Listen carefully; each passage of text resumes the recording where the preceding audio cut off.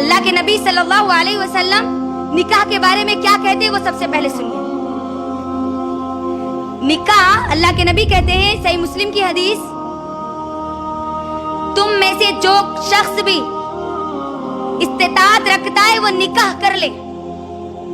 अगर वो निकाह नहीं कर सकता, इस्तिताअत उसके पास नहीं है, बीवी बच्चों को पालने की ताकत नहीं है, उनको खिलाने पिलाने की ताकत नहीं है, तो वो रोजा रखे।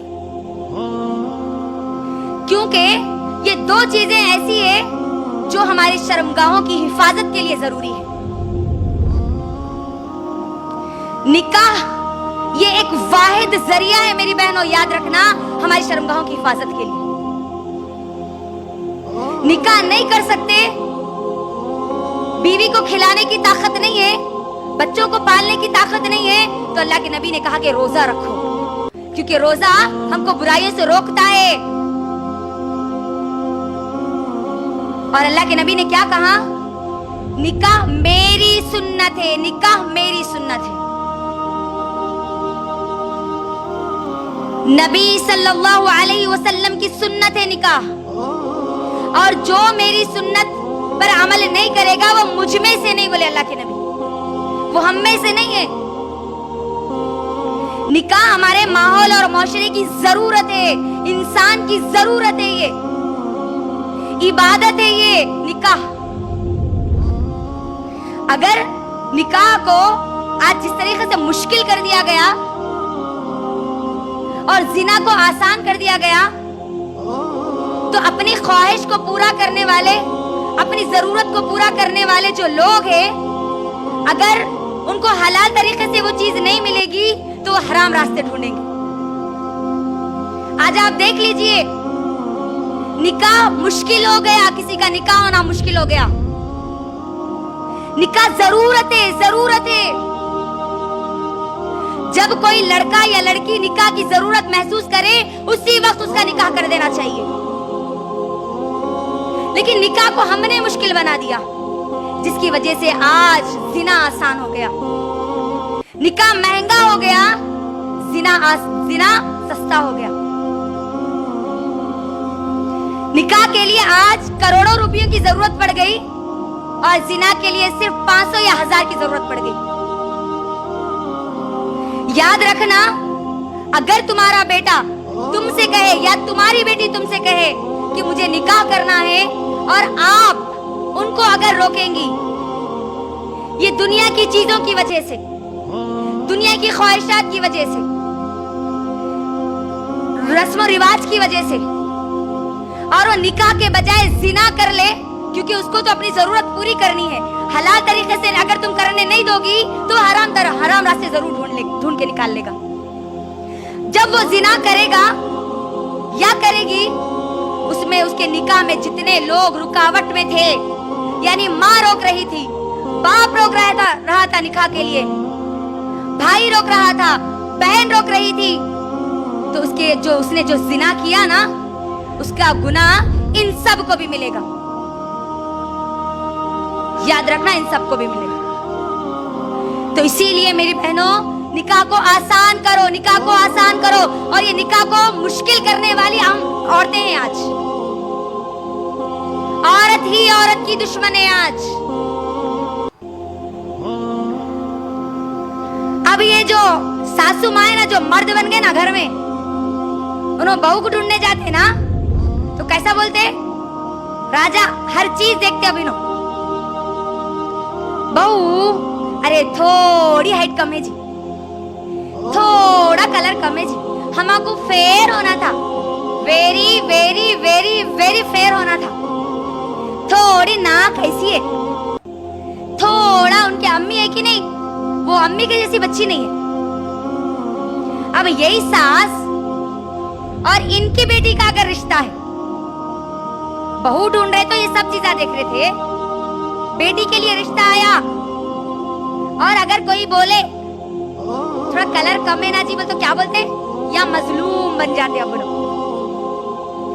हाँ सही बात है, थोड़ा ही कम है ना जी। वहां पर बहू के लिए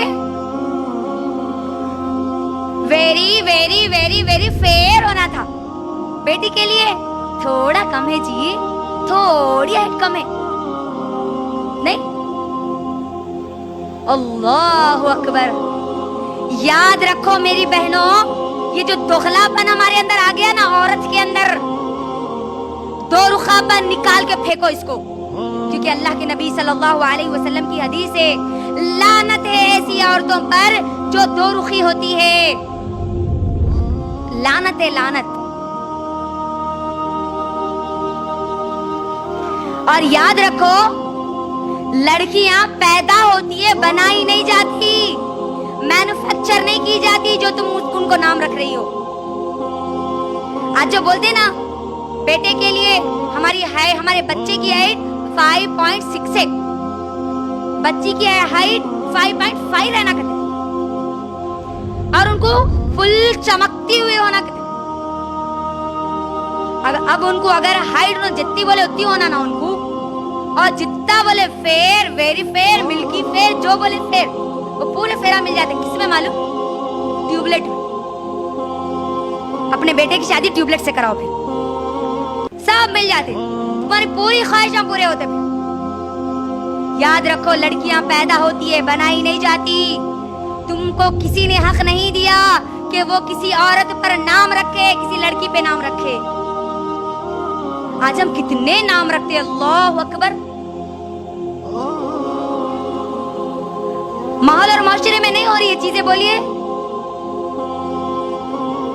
बच्ची गिड्डी है, मोटी है, काली है, चौड़ी है, ऐसी है, वैसी है, अल्लाह अकबर।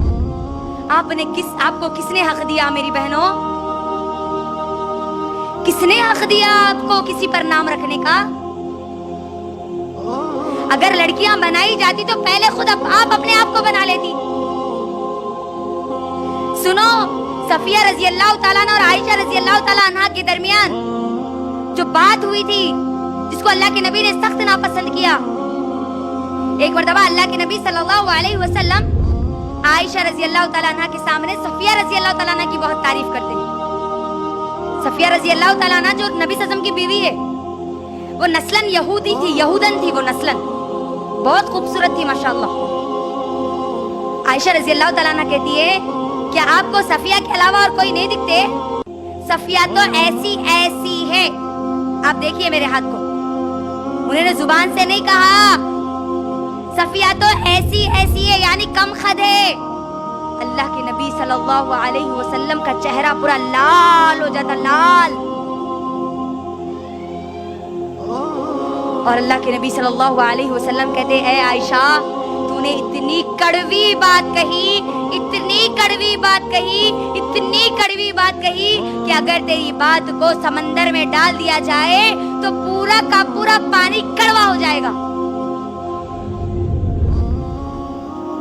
आज हम क्या करती है सोचिए, किस किस को हम नाम रखती है, क्या क्या हमारी बहू के लिए ख्वाहिशें होती है। बहू ऐसी होना, बहू वैसी रहना। सास के पास एक लंबी लिस्ट रहती, नहीं? कैसी कैसी होना उनको बहू, बोलिए।